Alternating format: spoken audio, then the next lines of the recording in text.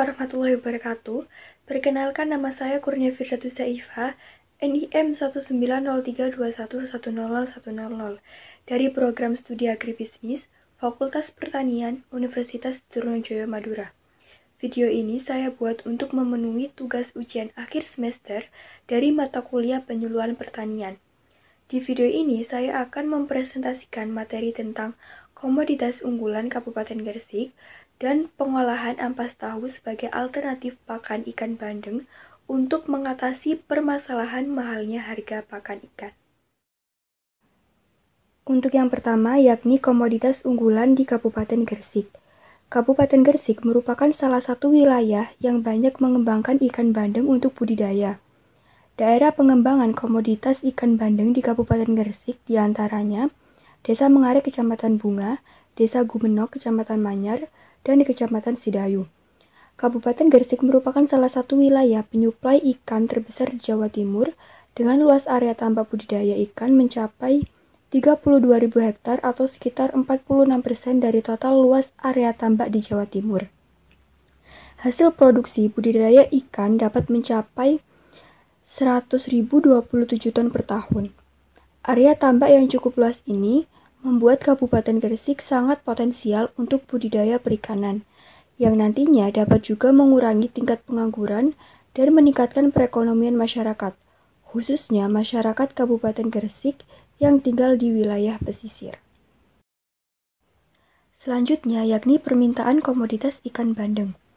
Berdasarkan data Susenas BPS tahun 2014 yang diolah oleh Direktorat Pemasaran Dalam Negeri, tingkat konsumsi bandeng nasional rata-rata sebesar 1,40 kg per kapita, di mana serapan pasar tingkat rumah tangga sebesar 352.718 ton.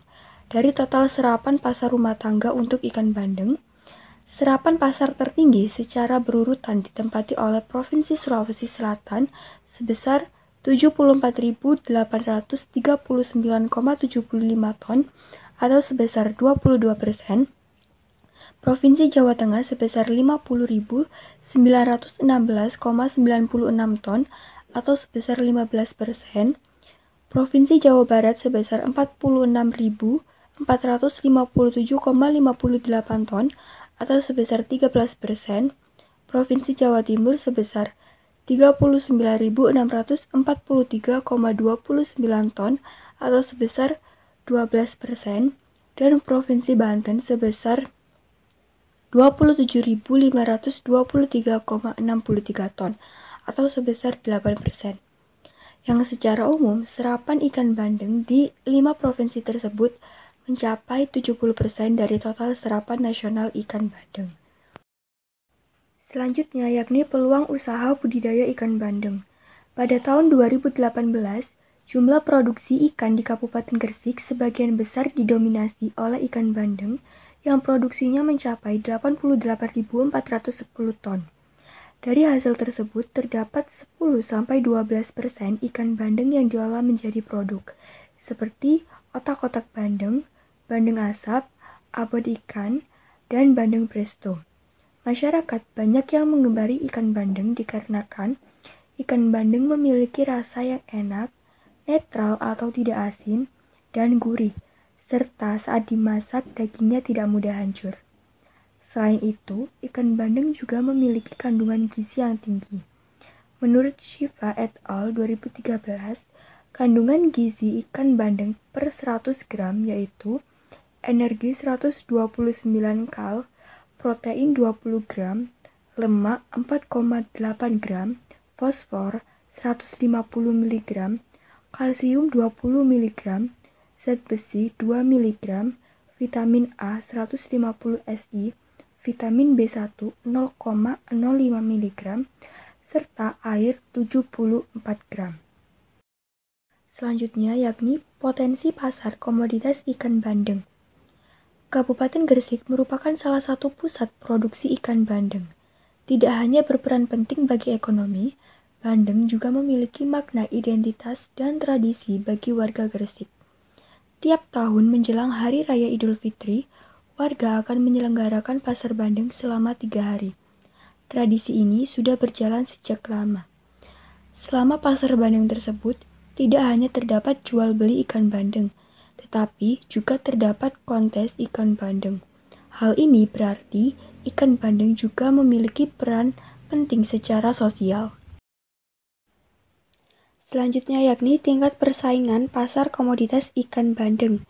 Menurut Anggraini et al. 2020, kualitas ikan bandeng yang dihasilkan sangat dipengaruhi oleh kadar garam pada air atau derajat salinitas, suhu, kandungan oksigen terlarut dalam air, derajat keasaman, serta batas minimum adanya zat toksik pada wilayah budidaya. Tingkat persaingan komoditas ikan bandeng di Kabupaten Gresik sangatlah tinggi. Permintaan komoditas ikan bandeng ditentukan oleh kualitas dan ukuran ikan bandeng. Ciri-ciri ikan bandeng yang memiliki kualitas bagus dan masih segar dapat dilihat dari beberapa parameter, yaitu ikan bandeng memiliki bau yang tidak terlalu amis dan menyengat, memiliki sisik yang masih utuh, tidak mudah lepas, dan tekstur badan yang masih keras. Bagian mata masih terlihat bersih dan menonjol, warna insang merah pekat, dan tekstur daging yang masih elastis, serta jika ditekan akan cepat kembali ke bentuk semula. Selanjutnya yakni sistem pemasaran dan distribusi ikan bandeng. Distribusi dan pemasaran ikan bandeng di Kabupaten Gresik bersifat lintas provinsi atau yang ditujukan ke pasar nasional dan regional. Bahkan terdapat juga ikan bandeng yang sudah menembus pasar ekspor, yaitu ekspor ke Jepang. Lembaga yang terlibat dalam pemasaran ikan bandeng di Kabupaten Gresik terdiri dari pembudidaya ikan bandeng atau produsen, pedagang pengumpul lokal, pedagang pengumpul besar, pedagang grosir, serta pedagang pengecer. Selain itu, ikan bandeng juga dijual kepada industri pengolah yang nantinya akan diolah menjadi berbagai jenis makanan, seperti bandeng asap, bandeng tanpa duri, otak-otak bandeng, abon, dan bandeng presto. Permasalahan yang dialami petambak dalam melakukan budidaya ikan bandeng. Kendala yang dihadapi oleh petambak ikan bandeng di Kabupaten Gresik adalah mahalnya harga pakan, sehingga keuntungan yang didapatkan masih rendah. Hasil produksi bandeng yang diperoleh petambak belum terlalu memuaskan, karena penerimaan hasil produksi bandeng hampir sama dengan biaya pemeliharaan ikan bandeng.